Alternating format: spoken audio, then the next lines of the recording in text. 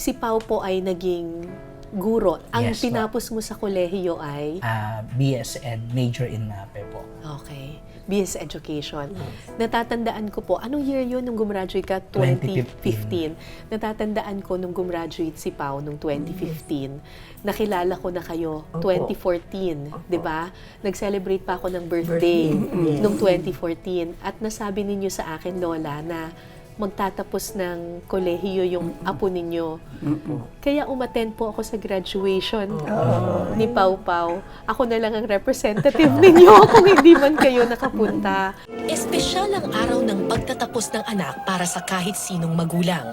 Pero sa graduation nung nakaraang linggo ng Holy Angel University sa Angeles, Pampanga, may isang estudyante na walang magulang na kasama. So, na-witness ko actually yung, Yes. yung graduation ni Pao Pao. It was also my first time meeting you. Apo. Parang nai-imagine ko kasama niya ako sa stage. Pero hindi ko nayakap, hindi ko na-congratulate. Nang iparinig ko sa kanila ang mensahe sa kanila ni Pao, Para sa inyo ito, thank you very much sa prayers nyo. Kahit di man tayo magkasama ngayon, pero feeling ko nandiyan pa rin kayo. Itong graduation ko na dedicate ko para sa inyo.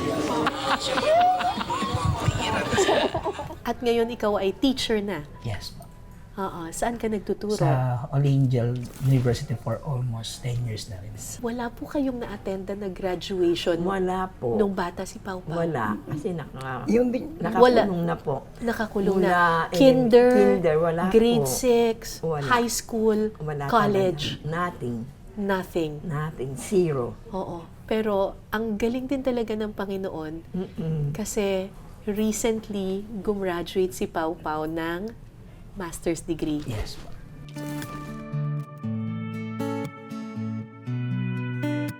And that was the first graduation na na-attendan ninyo. Yes. Ano pong pakiramdam ninyo nung... Ay, ako, ang saya-saya ko eh.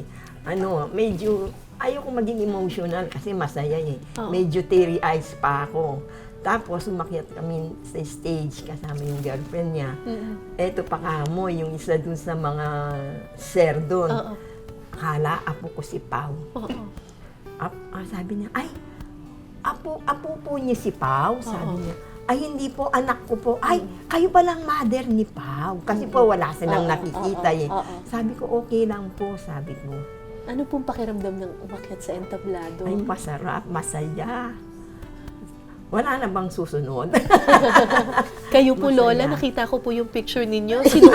Sinuot niyo pa po ata yung toga ni Pao. Ano pong pakiramdam nung nakita ako, niyo pong gumraduate ang apo ninyo? masaya ako.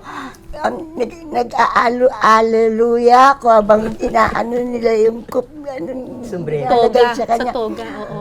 Holy Spirit, salamat po sa paggabay ninyo sa akin. Hindi ako nakakalimot sa dasal, bagamat ako nakakalimutan kung gusto ko sabihin sa iyo. Tapos sabi ko, pahabahin mo pa po ang buhay ko para makita ko naman siyang doctorate. PhD na raw ang susunod. Oo. Nawili kayo sa pag-akyat sa entablado, ha? Gusto niyo PhD na ngayon. Yes. Kasi yung kasama niya, nagpupunta sa bahay yun.